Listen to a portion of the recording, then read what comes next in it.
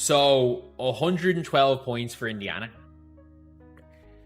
It is now at the stage where the way teams are defending Caitlin Clark is just not working. It's just not working. What if I told you that one of the biggest stories coming out of Caitlin Clark's latest performance isn't just the 26-point triple-double, it's the reaction it sparked from the opposing sideline? Like, Portland kind of threw everything at Caitlin. They threw everything at Caitlin.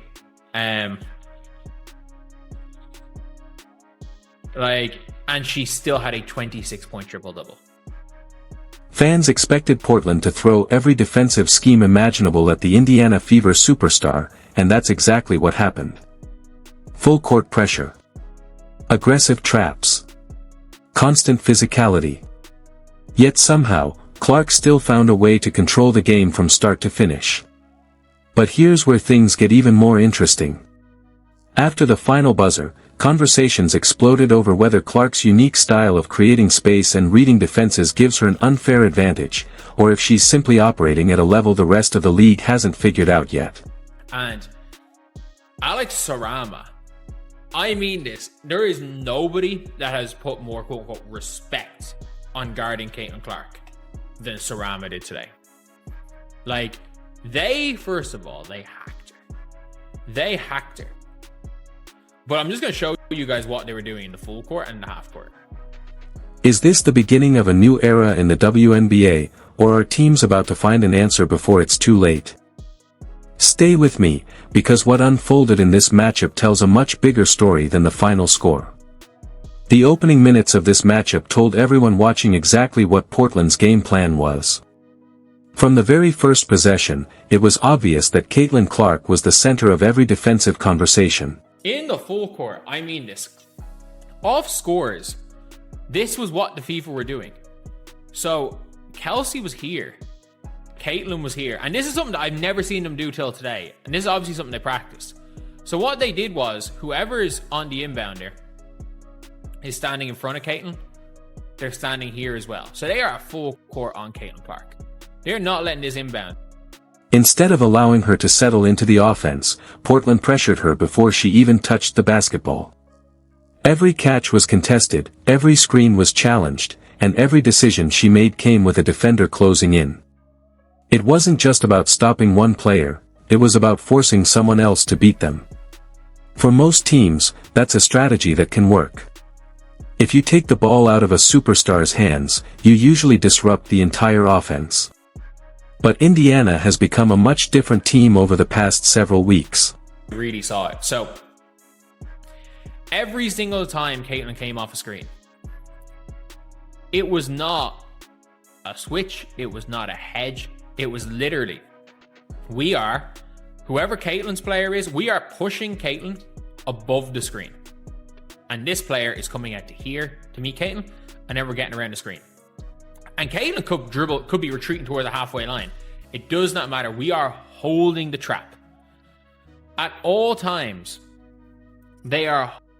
The chemistry between Clark and her teammates has continued to improve, and that development has completely changed the way opponents have to defend the Fever. What makes Clark so dangerous isn't only her scoring ability.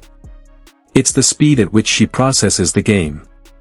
Before a defender even commits to a trap, she's already reading where the next opening will appear. That basketball IQ has become one of the biggest reasons Indiana's offense looks more confident than it did earlier in the season. Throughout the first quarter, Portland continued mixing defensive coverages. Sometimes they picked Clark up near half-court. Other times they tried forcing the ball into someone else's hands before Indiana could even begin its offense. The goal was simple: make every possession difficult and hope frustration would eventually set in. Instead, the opposite happened. Every extra defender sent toward Clark created opportunities somewhere else on the floor. As defenders chased her around screens, teammates found themselves with more space than usual. Those aren't always the plays that show up in the highlight reel, but they're often the ones that decide basketball games. One of the biggest misconceptions about elite playmakers is that they need to score on every possession to dominate a game. That's simply not true. Sometimes the greatest impact comes from making the correct read over and over again until the defense finally breaks. That's exactly what Indiana continued doing.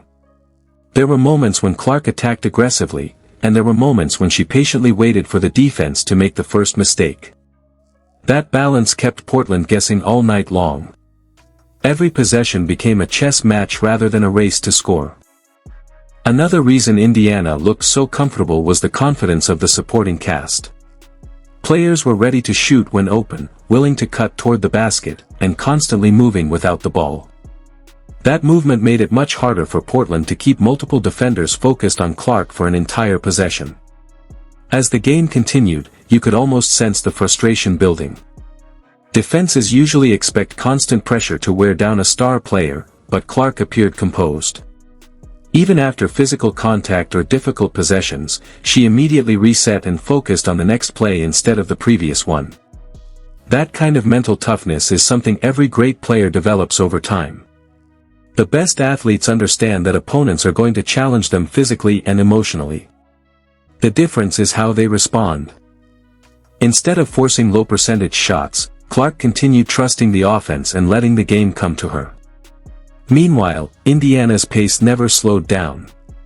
Quick ball movement, smart spacing, and timely cuts kept Portland rotating from one side of the floor to the other. Every defensive adjustment seemed to create another opening somewhere else. By halftime, it had become clear that Portland's strategy wasn't producing the results they hoped for. They had succeeded in making Clark work for every possession, but they hadn't stopped her from controlling the flow of the game. In many ways, that was the bigger story. The box score would eventually show an impressive performance, but statistics alone don't explain why the game unfolded the way it did. The real difference was decision-making.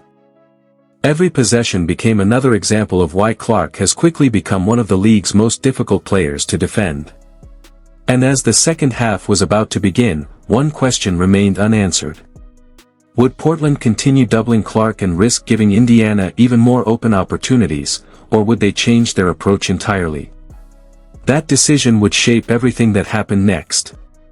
As the second half began, Portland faced a difficult decision. The defensive pressure had forced Indiana to work for every possession, but it hadn't stopped Caitlin Clark from influencing the game. Every trap, every hard hedge, and every aggressive closeout carried a price. The more attention Portland gave to Clark, the more room her teammates found to operate. Indiana recognized that almost immediately. Rather than rushing into contested shots, the Fever became even more patient.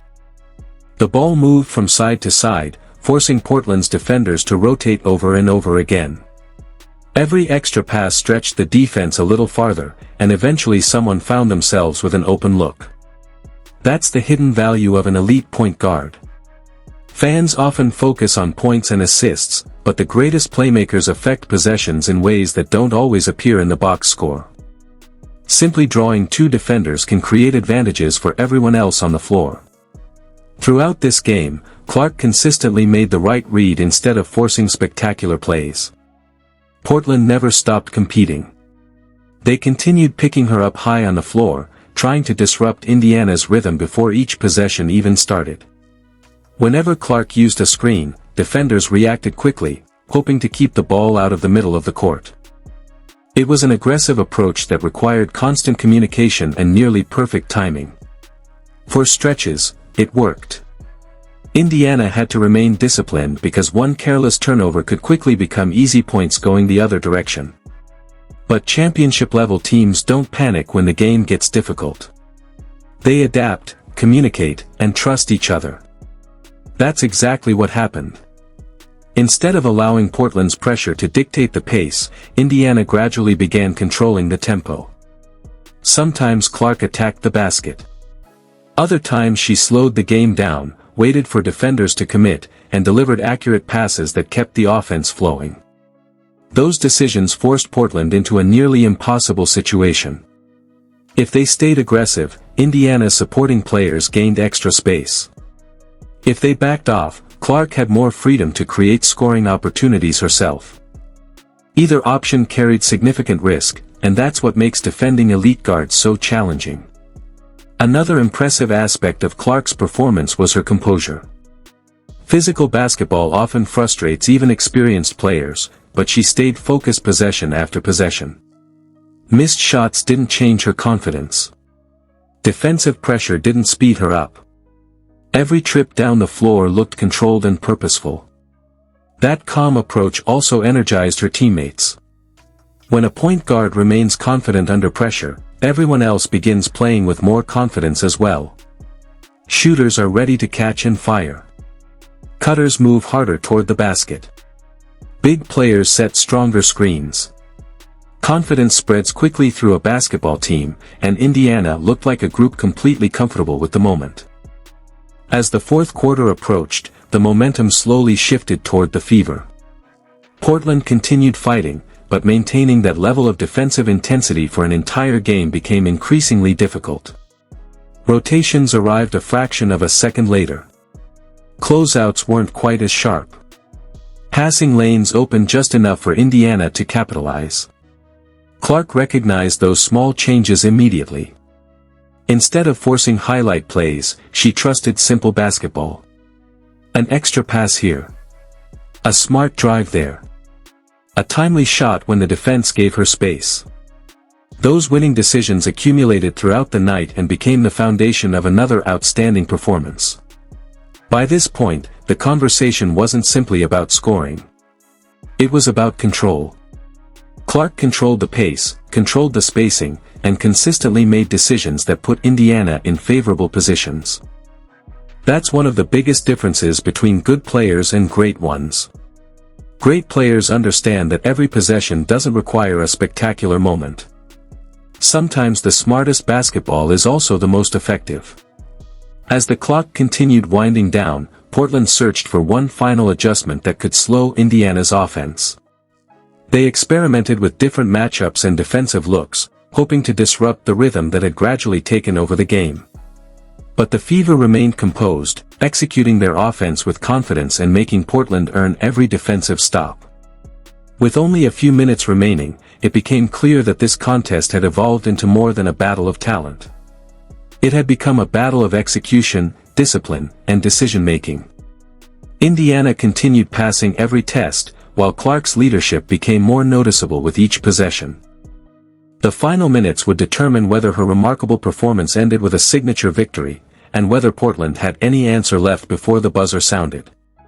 With the game entering its final stretch, every possession carried extra weight. Portland knew there was little room for error, yet Indiana never looked rushed. The Fever continued trusting the system that had worked throughout the night: move the ball, stay patient, and let the defense reveal its weaknesses. Caitlin Clark once again became the calm voice in the middle of the action. She wasn't chasing statistics or forcing impossible shots. Instead, she focused on making the smartest basketball play available. That's often what separates great performances from unforgettable ones. When the pressure reaches its highest point, the game's biggest stars don't always do more, they simply make fewer mistakes. As the clock ticked lower, Portland attempted one last push. Defensive intensity increased, possessions became more physical, and every rebound suddenly felt like it could change the outcome. But Indiana answered each challenge with confidence. Whether it was a timely basket, a defensive stop, or a well-executed possession, the Fever consistently responded when they needed it most. Clark's leadership became even more obvious during these moments. She directed teammates into the right positions, communicated constantly, and made sure everyone stayed composed despite the pressure. Leadership doesn't always appear in a highlight clip, but it's often the reason teams succeed in close games. One of the most impressive parts of her performance was how balanced it remained from beginning to end. She scored when opportunities appeared. She created shots for teammates when defenders collapsed. She controlled the pace whenever the game threatened to become chaotic. That complete approach is what made her impact so significant. The final buzzer eventually confirmed what had been building all night. Indiana had found another impressive victory, and Clark had delivered another performance that sparked conversation across the basketball world. The numbers were outstanding, but they told only part of the story. Her influence extended far beyond points, rebounds, and assists. After the game, fans immediately began debating what this performance meant for the Fever moving forward. Was this simply another strong regular season victory, or was it evidence that Indiana has developed into one of the league's most dangerous teams? Every week, the chemistry between Clark and her teammates appears stronger, and that growth is becoming impossible for opponents to ignore. Another major topic centered around Portland's defensive strategy. Some believe the aggressive pressure was the correct approach because allowing Clark unlimited freedom can be even more dangerous. Others argued that committing so many defenders to one player created too many open opportunities for the rest of Indiana's roster. It's the kind of debate coaches across the league will likely continue having every time they prepare to face the Fever. What's becoming increasingly clear is that defending Clark requires much more than stopping her scoring. Opponents must also account for her passing vision, court awareness, and ability to recognize defensive mistakes in real time. Even on possessions where she doesn't take the shot, she can completely change how the defense reacts. That's why Indiana's offense has become more difficult to contain. Teams can't simply focus on one player anymore. Every defender must stay disciplined for the entire possession because one missed rotation or one late closeout can quickly become an open shot. This game also highlighted the importance of trust inside a basketball team. Clark trusted her teammates to make plays. Her teammates trusted her decisions with the ball. That confidence allowed Indiana to remain composed regardless of Portland's defensive adjustments. For young teams, that level of chemistry usually takes time to develop. Early in a season, players often hesitate before making quick decisions. As experience grows, those same plays become automatic. Indiana appears to be reaching that stage, where everyone understands their role and reacts instinctively instead of overthinking each possession. Looking ahead, opponents will undoubtedly study this game in search of answers. Coaches will examine the defensive coverages, evaluate what worked, and identify what didn't. Some teams may choose a more physical style. Others may prioritize limiting transition opportunities or forcing different matchups. Every strategy will have the same goal, finding a way to slow one of the league's fastest rising stars. But basketball constantly evolves.